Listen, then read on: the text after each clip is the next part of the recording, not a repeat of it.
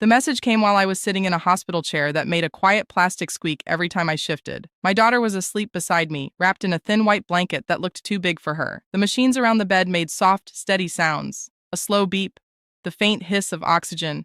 The air smelled like antiseptic and something slightly metallic. I had been there most of the night. At some point early in the morning, my phone buzzed on the small tray beside my coffee cup. I assumed it was the nurse station, or maybe a pharmacy alert. Instead, it was the family group chat. My mother had sent a message. I opened it without thinking. Your brother could really use about $7,000 for his honeymoon. You're doing well these days, right?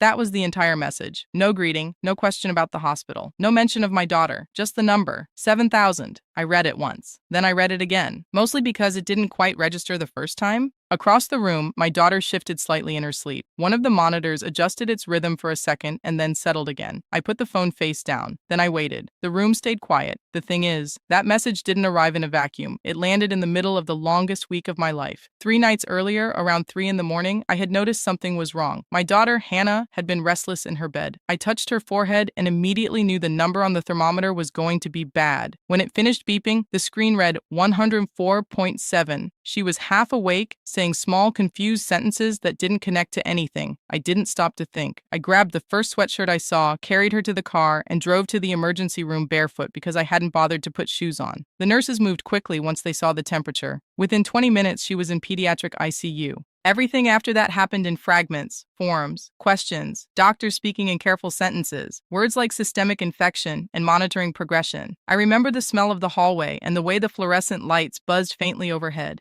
Mostly, I remember sitting beside her bed and watching her breathe. Hours blurred into days. At some point during the first morning, I had texted my parents, just a short message. Hannah's in the ICU with a serious infection. Doctors are running tests. I also posted the same message in the family group chat. Then I went back to sitting beside the bed. The phone stayed silent. No reply from my parents. No message from my brother. Not even one of those small reaction icons people tap when they don't know what to say. Just quiet. What made it strange was that I had always been the person they called when something went wrong. If someone needed a ride to an appointment, I went. If someone had a bill they couldn't quite cover that month, I helped. When my brother had kidney stones 2 years earlier, I stopped by his apartment every evening for a week with groceries and smoothies because he couldn't move much. When my mother had surgery, I stayed on her couch 3 nights so she wouldn't be alone. At the time, it all felt normal. Family things. You show up, you help, you don't keep score. So when the silence stretched into 3 days, I assumed everyone was just busy or unsure what to say. Then, on the 4th day in the ICU, the message arrived. $7,000 for a honeymoon. I remember looking at the phone and feeling something very small inside my chest shift position. Not anger, not even disappointment. More like a quiet adjustment. Across the bed, Hannah opened her eyes slightly and whispered that her throat hurt. I gave her a small spoon of ice chips and adjusted the blanket around her shoulders. The phone buzzed again. Another message in the family chat, this one from my brother. You there? I didn't respond. Instead, I opened my contacts list. First my mother, block, then my father, block, then my brother, block. It took about 20 seconds. I set the phone back down on the tray. The machines kept their slow rhythm beside the bed, and for the first time in 4 days, the silence felt different, not empty, intentional. The next morning, the calls started anyway. 6 missed calls from unknown numbers by noon. On the 7th call, I answered. My father's voice came through immediately, sharp, irritated. You think you're better than us now? I stood in the hallway between 2 vending machines, holding the phone loosely against my ear. The hospital smelled like burnt coffee and disinfectant. You're ignoring your own mother over a text? He continued. That's your brother. Family helps family. I didn't argue. I didn't explain anything about the ICU. I just listened until he paused for breath. Then I ended the call. That was the moment I realized something important. For years, I had been useful, reliable, available. But usefulness and care are not the same thing. And once that distinction became clear, a lot of other pieces started to fall into place. Later that evening, while Hannah slept and the nurse quietly checked her IV line, I opened my laptop on the small hospital table. There were some old files I wanted to review. Bank statements, travel receipts, message histories, nothing dramatic, just records. I created a new folder. I named it something simple, Archive. Then I started organizing, because when people suddenly decide you owe them something, it helps to know exactly what has already been given. And that folder would end up becoming important later, especially the part that involved my father's name. But at that moment, sitting beside my daughter's hospital bed, I didn't know how important it would become. I only knew one thing. For the first time in a long while, I was no longer saying yes. And that small change was about to set a lot of other events in motion. So I closed the laptop, I checked Hannah's temperature again, then I waited. Once Hannah was out of immediate danger, the hospital days became quieter in a different way. The panic eased first. The exhaustion stayed. She spent 9 days in pediatric ICU, then 2 more in a step-down room with a window that looked out over the parking structure. I remember the afternoon light on the concrete more clearly than I should. Pale, flat, almost colorless. I sat beside her bed and watched her sleep with one hand curled around the edge of the blanket like she was holding on to something.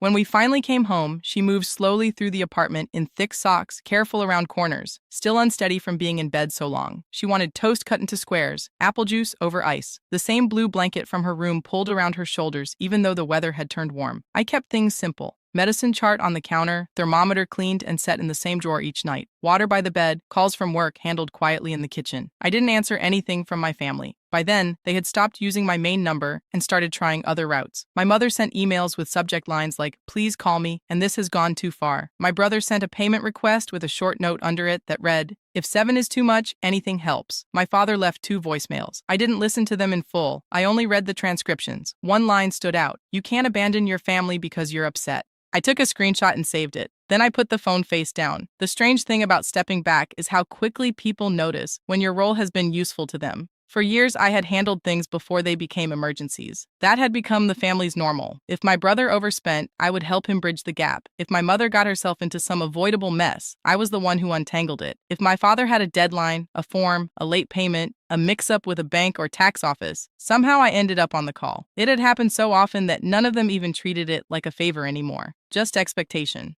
Looking back, I can trace it in ordinary objects. A transfer confirmation, a gas receipt from a 6-hour drive, a hotel booking I made for someone else and never got reimbursed for, a pharmacy charge, a plane ticket, a property tax notice. My help had not been abstract. It had a paper trail. That was what I started sorting once Hannah was strong enough to nap on the couch without me hovering over her every minute. I worked at the dining table in the afternoons while she colored beside me. One folder for bank records, one for emails, one for text screenshots, one for reimbursements that never happened. I wasn't building a case yet, at least that's not how I thought of it then. I was trying to correct my own memory. People get used to minimizing what they've carried. I didn't want to do that anymore. One evening, Hannah looked up from her coloring book and asked, very casually, "Why didn't Grandma come to the hospital?" The question landed softly, but it stayed there. I told her Grandma had been busy. It was the kindest answer I had. She nodded and went back to drawing planets with rings around them. A few days later, a friend from back home sent me a screenshot. It was a public post from my mother's Facebook page.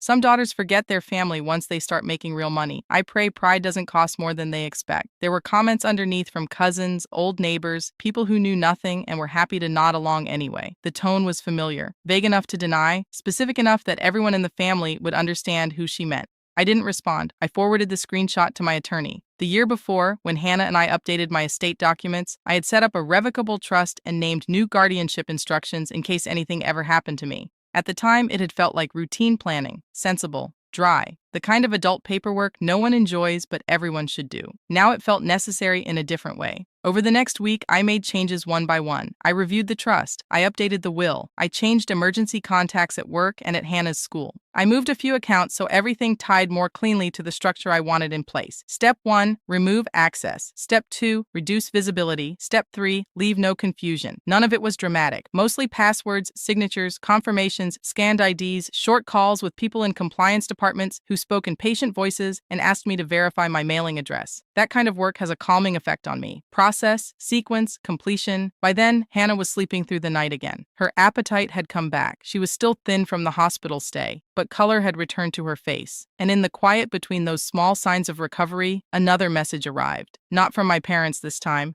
from a cousin in Michigan. It was a social post from my brother and his fiancée. They had set up a honeymoon fund. There was a photo of the two of them smiling under string lights by a lake, and beneath it, a fundraising goal, $9,000. I read the page once, then looked lower. My mother's name was already listed among the donors, so was my father's. And in the comments, one of my cousins had written something that made me stop scrolling. "Your sister better pitch in, she can afford it."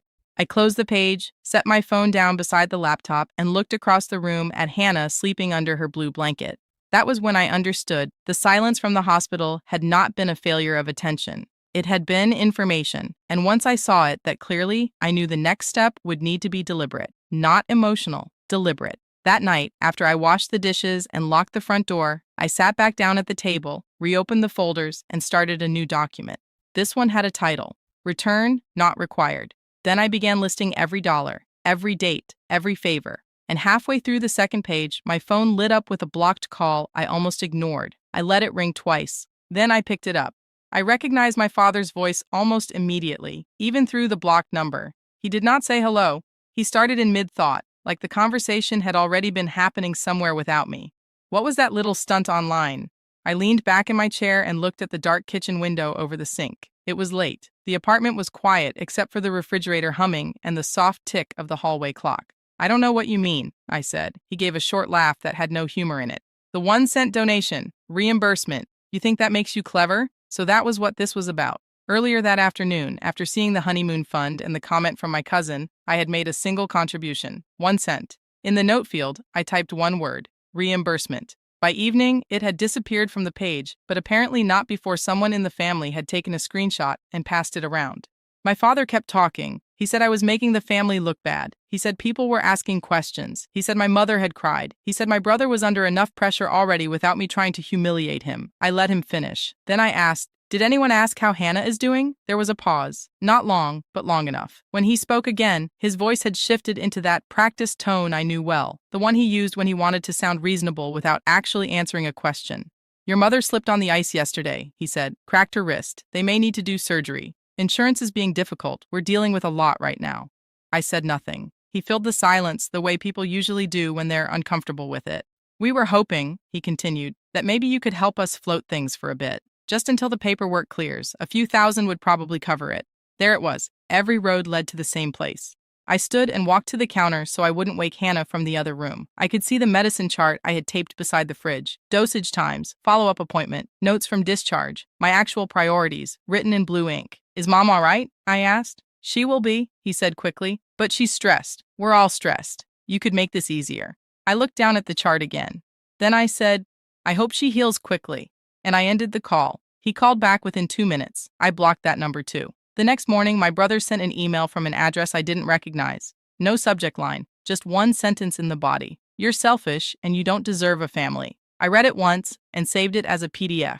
That was the point when the sorting stopped being personal and started becoming procedural. Up to then, I had been organizing records to remind myself of the pattern. Now I was organizing them because I could see where this was going. My mother's Facebook post, my father's voicemail transcriptions, the honeymoon fund screenshot, the one-line email from my brother, old bank transfers, old reimbursements that never came, every request framed as an emergency, every favor treated later as an obligation. I spent that weekend building a timeline, not a dramatic one, just a clean chronology in a spreadsheet. Date, person, request, amount or action, outcome, notes. It was almost calming. There is a kind of relief in seeing disorder become orderly on a screen. I noticed things I had not fully noticed while living them. The frequency, the escalation, the way the requests clustered around holidays, tax deadlines, vacations, surgeries, weddings, bills, the way concern never traveled in the other direction. I had pages of evidence that I showed up for them. I had almost nothing showing they had ever shown up for me. By Monday, I had 3 folders and a master index. One for financial support, one for messages and communications, one for legal and estate updates. I also drafted a short document for myself with clear rules. Rule 1, no phone calls without a written record afterward. Rule 2, no verbal agreements. Rule 3, no money, no access, no exceptions. Once the rules were written down, something in me settled. I wasn't reacting anymore. I was managing. A few weeks passed. Hannah got stronger. She was back at school by then, carrying her backpack with both straps on and waving at me from the classroom door like the hospital had happened to someone else. At home, she made paper robots and asked for grilled cheese and wanted me to sit nearby while she read out loud. Life was becoming ordinary again. Then, in mid-July, a real letter arrived. White envelope, handwritten address, Arizona return label. It was from my Aunt Linda, my father's older sister. She had always stayed just outside the family machinery, quiet at gatherings, polite, never heavily involved. We had exchanged birthday cards for years and the occasional email about small things, weather, recipes. One time a photo of the stray cat she'd been feeding on her porch. Inside the envelope was a short note. Thought you should know what's being said. You didn't get this from me. Folded behind it was a printed email chain. I sat down at the dining table before I opened it fully. The first page was from my mother to a group of relatives. The subject line read, "We need to talk about Megan."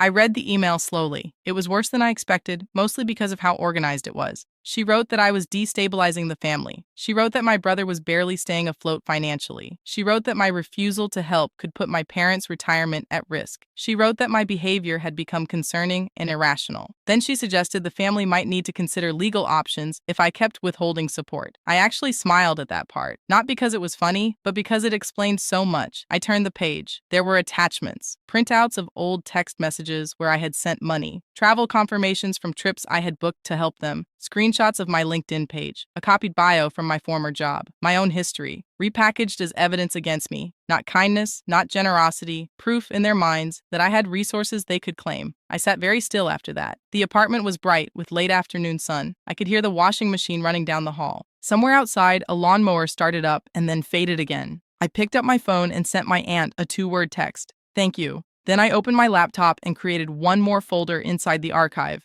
I named it Intervention. A month earlier, I had quietly changed jobs, lower salary, smaller company, equity instead of visibility. I had also moved several accounts into structures tied more tightly to Hannah's future and reduced what could be easily traced from the outside. They thought they knew my finances. They did not. And sitting there with my mother's email open in front of me, I realized something else. They were preparing their version, which meant I needed to prepare mine. So I opened a blank email addressed to my mother, my father, and my brother. I left the subject line empty. Then I started typing, and before I sent a single word, I decided there would be an attachment. I wrote the email in one sitting. Not because I was emotional. By then I wasn't. I wrote it because I wanted no ambiguity left in the situation. The apartment was quiet. Hannah was at a friend's house for the afternoon. A thin line of sunlight lay across the dining table, and the only sound in the room was the soft tapping of the keys and the washing machine finishing its cycle down the hall. I kept the message short. No speeches, no history lessons, no attempt to persuade, just facts. I told them I had seen the email chain. I told them I understood now that the relationship had not been based on care, but on access. I told them there would be no more financial support, no more emergency help, no more conversations outside written communication.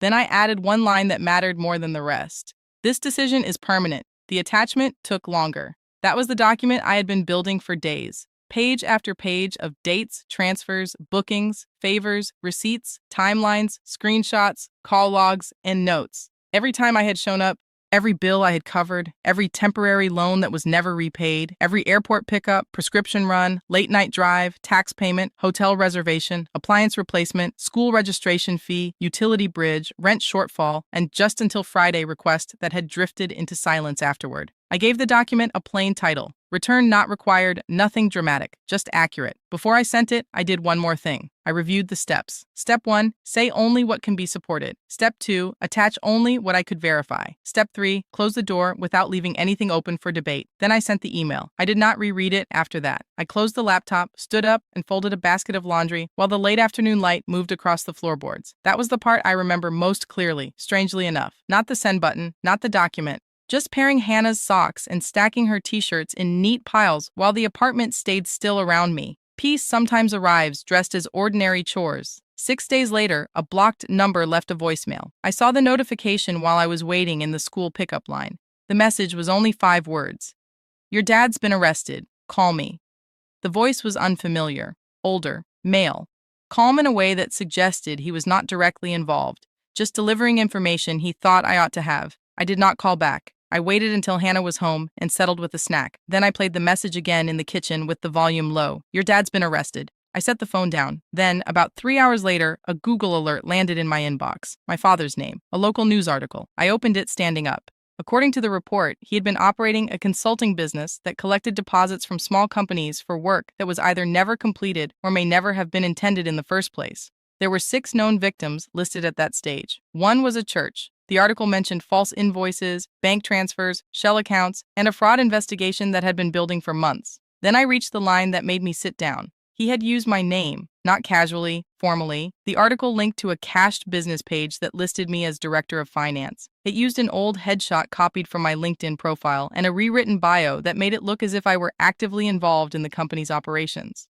I stared at the screen for a few seconds. Then I opened a separate browser window and searched the business name. The page was gone. But the cached fragments were enough. An old photo of me, a title I had never held. Credentials twisted just enough to look convincing, and suddenly a dozen harmless conversations from the past rearranged themselves in my memory. Questions my father had asked over the years about startup contracts, payment schedules, what language people use in consulting agreements, how retainers usually work, what a finance lead typically signs. At the time, it had sounded like curiosity. It had not been curiosity. It had been research. I did not call my family. I did not call my brother. I did not text my aunt. I called a lawyer, not the estate attorney I had used before, a different one, someone who handled fraud exposure, identity misuse, and protective filings. I explained the situation carefully. I sent the article. I sent screenshots. I sent the cached page. I sent proof of my employment history and proof that I had no connection to the business. By the next morning, we had a plan, a formal statement, a cease and desist notice, a preservation request for any records using my name or image, a clear written position. I was not involved, had never been involved, and would cooperate fully with any investigation to prove it. Facts, process, sequence. That was the only language I trusted at that point.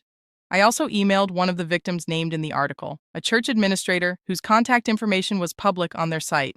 I kept the message respectful and brief. I explained that my identity had been used without permission, that my attorney had already taken steps, and that I was willing to provide documentation if their legal counsel needed confirmation. I did not apologize for my father. I did not defend him. I just separated myself from the structure he had built. That mattered, because once your name appears in paperwork you did not create, silence can become dangerous. 3 days passed with no direct contact from my parents. Then my brother showed up at my door. I had just put a pot of soup on the stove. Hannah was in the living room building something out of couch cushions and blankets. I heard the knock, looked through the peephole, and saw him standing there in a wrinkled button-down with his hands in his pockets. For a second, I considered not opening it. Then I opened the door just a few inches and stepped into the gap so he could not see past me. He looked thinner than I remembered, tired around the eyes, wedding rings still on. His expression was not angry exactly. It was strained, impatient, embarrassed to be there. He did not ask how Hannah was. He said, "They're going to lose the house." I did not answer. He took that as permission to continue. Apparently, my parents had put the house up as collateral the year before for a private loan. My father had not told many people. Now that the fraud case had surfaced, the lender wanted out. The note was being called. The timeline was short.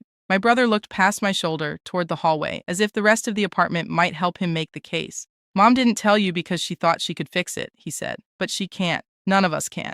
Still, I said nothing. Then he gave me the line he had probably rehearsed on the drive over. "I know things got bad," he said, "but this is different."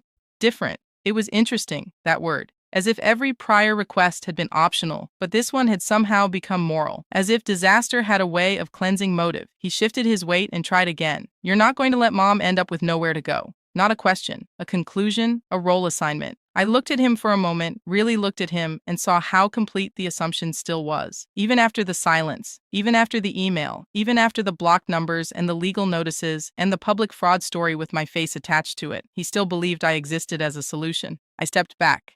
Then I closed the door. No slam, no lecture, just the latch catching. I stood there for a few seconds with my hand still on the knob, while the soup simmered in the kitchen and Hannah laughed softly in the next room at whatever she was building. My brother remained on the porch for maybe half a minute. Then he left. That evening, after Hannah was asleep, my phone lit up with a voicemail from my mother. I played it once. She did not cry. She threatened. She said that if I refused to help, she would tell people I had known about my father's business all along. She said she would go to the press if she had to. She said she would make it clear I had benefited from everything. When the voicemail ended, I sat at the dining table in the dark for a while without moving. Then I opened a new message. I attached my attorney's contact information. I attached a screenshot showing the trust structure that protected Hannah's assets from any outside claim. And in the body of the email, I wrote only 2 words: "Good luck." 2 hours later, her reply arrived in all caps. I didn't open it right away. Instead, I went to check on Hannah. She was asleep with one arm outside the blanket, her hair pushed across the pillow, the nightlight making a soft amber shape on the wall behind her. I stood there for a minute, listening to the steady sound of her breathing. Then I went back to the table, opened my mother's email, and saw 3 paragraphs of rage, blame, and scripture, all arranged like a final attempt at leverage. I archived it, and just as I closed the laptop, another message came in. Not from my family, from someone connected to the county records office. There had been a filing that afternoon. I opened the attachment. It was a foreclosure notice. The foreclosure notice was dated 2 weeks earlier. I read it once at the dining table, then again, standing at the kitchen counter with the under-cabinet light on and the rest of the apartment dark. My parents' house, the one I grew up in, had been scheduled for auction. 3 bedrooms, gray siding, built before I was born. It had sat in the family since the early 90s, and now it was being reduced to parcel language, case numbers, and deadlines. I felt less than I expected, not numb exactly. just clear. The next morning, I printed the notice, added it to the legal folder, and called my attorney before work. We reviewed the voicemail from my mother, the public article, the cached company page using my name, and the new foreclosure filing. He was quiet for a moment after I finished summarizing. Then he said, very evenly, "At this point, if they contact you again with threats tied to money or false accusations, I want everything preserved and sent to me immediately." I told him I already had folders. He said he had guessed that. After that, the process became more formal. My attorney sent a final notice to both of my parents and copied my brother. It laid out the misuse of my identity, the false and defamatory claims, the harassment through alternate numbers, the attempted coercion for money, and the instruction that all future communication was to go through counsel only. There were no dramatic phrases in the letter. That was what made it effective. Line by line, it defined reality. Dates, statements, records, deadlines, consequences. I read the finished version before it went out. It felt clean, not cruel, not emotional. Just finished. That afternoon, I picked Hannah up from school, and on the drive home, she told me about a class project involving the solar system. She was assigned Saturn and was upset because another girl had wanted the same planet. I listened, asked what she planned to put on the poster, and promised we could buy gold glitter for the rings. Life has a strange way of staying ordinary, while larger things fall apart in the background. We stopped for soup containers and construction paper. I signed a permission slip that evening. I folded laundry. I packed her lunch. The legal letter went out while I was wiping down the kitchen table. 2 days later, my mother ignored it. She did not reply through counsel. She sent a text from another unknown number. It was a photo. My old bedroom, the hardwood floor, the narrow window over the backyard, the pale curtains she had hung when I was 13, no message with it, just the image. I looked at it for a long time, not because it moved me, but because it was so transparent, a memory used as a tool, nostalgia as leverage. The room itself looked smaller than I remembered, less like childhood, and more like a staged reminder of what I was supposed to feel. I forwarded it to my attorney without comment. That night, another message came from a different number. "Hope it was worth it." I forwarded that too. Then I blocked the number, checked Hannah's homework, and put water on for tea. A week passed, then another. No one from my family contacted me directly after that. The pressure had shifted elsewhere. Public records updated. Court dates moved. More details surfaced about my father's business. The victims increased from 6 to 9. The local article was updated twice. One small manufacturer, one church, a retired couple, a landscaping company, a nonprofit. The pattern was the same in each description. Deposit paid, work promised, delays, excuses, missing funds. Through my attorney, I gave a written statement confirming that my image and name had been used without authorization. I provided employment records, tax documents, and the timeline showing that I had no operational relationship to the business. The investigators did not seem surprised. Apparently, this was not uncommon in fraud cases. Borrowed credibility, borrowed names, borrowed structures. Even so, seeing my life converted into exhibits and declarations did something to me. Not fear, precision. It sharpened everything. I stopped speaking loosely. I stopped answering questions I had not chosen to answer. I stopped making room for ambiguity where none was needed. Then, in late September, there was one final meeting. Not with my parents, not with my brother, with a reporter. The woman had emailed my attorney first, asking whether I wanted to comment because my name had appeared on archive materials tied to the case. We discussed it carefully. In the end, I agreed to one short statement on the record, nothing more. It would not be emotional. It would not speculate. It would simply remove any uncertainty about my role. We chose to do it at my attorney's office. Respectable setting, bright conference room, glass wall facing an inner hallway, a pitcher of water on the table. The kind of room designed to keep everyone slightly more careful than usual. The reporter arrived 10 minutes early with a legal pad and a soft voice. She thanked me for coming. I thanked her for routing the request properly. She asked whether I had ever worked for my father's company. No. She asked whether I had any knowledge of the transactions under investigation before the article appeared. No. She asked whether my image and professional background had been used without permission. Yes. Then she asked whether I wanted to say anything about the family aspect of the situation. I folded my hands on the table and answered the only way that felt accurate. This is a legal matter involving false representation and unauthorized use of my identity. I am cooperating fully. Beyond that, I'm focused on protecting my daughter and moving forward. She wrote that down exactly. There was no need for more. That was the confrontation, really. Not a fight in a driveway, not a shouting match, not some last dramatic speech over voicemail. A table, a record, a clear statement. Reality defined in a room with witnesses. When I left the office, the weather had turned cooler. The trees along the sidewalk had started to yellow around the edges. I sat in my car for a minute before starting the engine and looked at my reflection in the windshield. I looked tired, but I also looked steady. Later that evening, my brother sent one final email through a new address. Short, careless, angry. He said I had chosen strangers over blood. He said whatever happened next was on me. He said I would regret this when our parents were gone. I did not respond. My attorney did. A single paragraph acknowledging receipt and restating the no contact instruction. That was enough. By then, the auction date for the house had been posted publicly. My father's preliminary hearing had been completed. My mother had moved temporarily in with a cousin. My brother's messages had changed from demanding to frantic to silent. Consequences were no longer hypothetical. They were administrative, calendar-based, numbered, enforceable. And once things reached that stage, emotion matters very little. I remember one evening around then, Hannah sitting cross-legged on the living room rug, carefully gluing a cardboard ring around her Saturn poster. She had a small line of silver glitter across one cheek and didn't know it. She looked up and asked me if planets ever lose their moons. Sometimes, I said, or sometimes the moon just moves farther away. She seemed satisfied with that. I cleaned glitter off the table after she went to bed and thought about how many years I had confused obligation with love. How many times I had mistaken being the person who fixed things for being the person who mattered. The difference was obvious now, painfully obvious, but clean. I had not destroyed my family. I had simply stopped protecting the version of it that only worked when I absorbed the cost. A few weeks later, the article was updated one last time before sentencing. My father had entered into an agreement. There would be restitution, probation terms, community service, financial disclosures. It was all moving toward a conclusion. And around the same time, I got an email from my aunt, the quiet one, just 3 lines. 3. Thinking of you, thinking of Hannah too. I'm glad you stayed clear. There's more you should probably know, but it can wait until after the hearing. I read it twice. Then I closed the laptop and looked over at Hannah asleep on the couch under her blue blanket, one hand still resting on the edge of her Saturn poster. Whatever was left to learn, it would not change the shape of the truth. But it might explain one thing I still hadn't fully understood.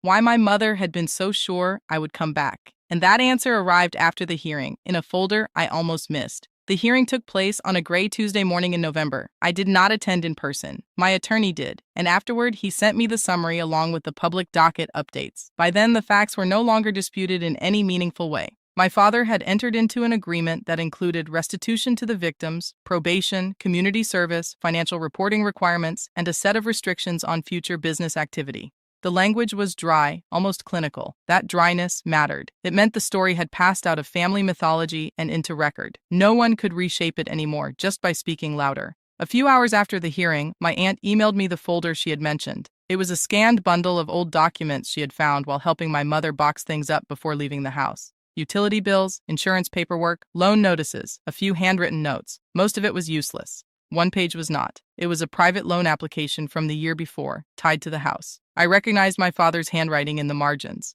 I also recognized something else. My name appeared there again. Not as a co-signer, nothing that direct. But under a section describing available family support, my parents had listed me as a likely source of emergency repayment assistance if cash flow tightened. There was even a note beside it. Megan has always stepped in before. I read that line twice. Then I set the paper down on the table and just looked at it. That was the answer. That was why my mother had sounded so certain. Why my brother had arrived at my door speaking in conclusions instead of questions. Why every message, every accusation, every threat had carried the same underlying assumption. They had already built me into the structure, not emotionally, financially, procedurally. When they borrowed against the house, some part of the plan had included me eventually covering the gap. Not because I agreed, because I had done it before. That was the part that settled everything in my mind. Up until then, there had still been some small corner of me trying to decide whether I had been too cold, too final, too unwilling to leave room for repair. That page ended the debate. I sent the document to my attorney. He added it to the file. Then I made tea and stood by the kitchen window while the kettle clicked itself off. Outside, a delivery truck idled at the curb for a minute and then moved on. The whole street looked ordinary. Trash bins near the sidewalk, damp leaves stuck to the edge of the gutter, a woman in a red coat walking a dog that kept stopping to sniff the same patch of grass. Ordinary life. That was what I wanted. Over the next month, the consequences continued in the same unremarkable way they had begun. The house went to auction. My mother moved in with a cousin upstate. My brother and his wife filed for bankruptcy, and not long after that, quietly separated. The honeymoon trip they had crowdfunded never happened. No one contacted me to explain any of it. No one apologized. No one asked about Hannah. The silence returned, but by then, it had changed shape. It no longer felt like rejection. It felt like distance with structure around it. Safe distance. My attorney eventually told me I could archive the matter unless new contact came in. Investigators had what they needed. The press had corrected my involvement clearly enough. The cached business page using my identity had been preserved and removed. The written record existed. The system had done what systems do when enough documents are placed in the right order. Truth had not arrived through confession. It had arrived through records, dates, numbers, signed statements, third-party confirmation. That felt more reliable anyway. Around Christmas, my aunt mailed Hannah a postcard with a desert sunset on the front and a short note inside about a cactus garden she thought Hannah would like someday. Hannah put it on the refrigerator with a magnet shaped like Saturn. I did not explain all the family lines to her. She did not need the whole map, just the part that affected her. What I told her, when she asked why we didn't see certain people anymore, was simple. Sometimes grown-ups stop being safe to be close to. She thought about that for a second and nodded. Then she asked if we could make cinnamon toast. That was enough.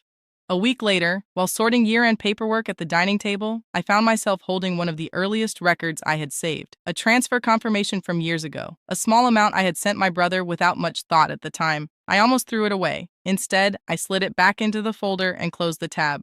Not because I needed to keep reliving any of it, just because there was peace in knowing the record was complete. Nothing exaggerated, nothing missing, no speeches, no revenge, just a full accounting. And with that, the story itself was essentially over. The only thing left was life after the noise. And, as it turned out, one quiet call a few months later from someone else who had started to recognize the same pattern in her own family. By spring, the apartment felt different, not because I had bought new furniture or changed anything major. It was the same couch, the same dining table with one chair that still made a faint click when you leaned back too far, the same hallway nightlight casting that soft amber glow after dark, but the air in the place felt lighter, less watchful. I noticed it most in the mornings. I would get up before Hannah, start the kettle, and stand at the kitchen counter while the first light came in through the blinds in pale stripes across the floor. Tea bag in the mug, spoon on the right, lunch packed, school form signed if there was one. The kind of small routine that used to be interrupted by a message, a call, a problem arriving from somewhere else. Those interruptions were gone. And once I stopped expecting them, I began to understand how much of my life had been arranged around being available for other people's emergencies.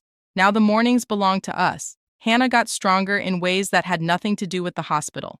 She took up piano, nothing formal at first, just lessons once a week with a retired music teacher 3 blocks over. She still loved astronomy. She still drew strange inventions with names that made perfect sense to her and no one else. Machines for helping sick kids, robots that could sort medicine, a bed that warmed itself on cold nights, a backpack with a built-in juice holder. Sometimes she spread all of it across the living room rug, and I would step around colored pencils and tape dispensers on my way to fold laundry or put soup on the stove. That was our life. Quiet dinners, homework at the table, tea after dishes, windows cracked open when the weather turned mild. Peace is rarely dramatic when it finally arrives. Mostly, it looks like order. Mostly, it sounds like nothing urgent. I kept a few habits from that year. I still save documents carefully. I still review contact lists once in a while. I still prefer things in writing when something matters. Not from fear, just from clarity. The folders on my laptop stayed where they were, but I stopped opening them.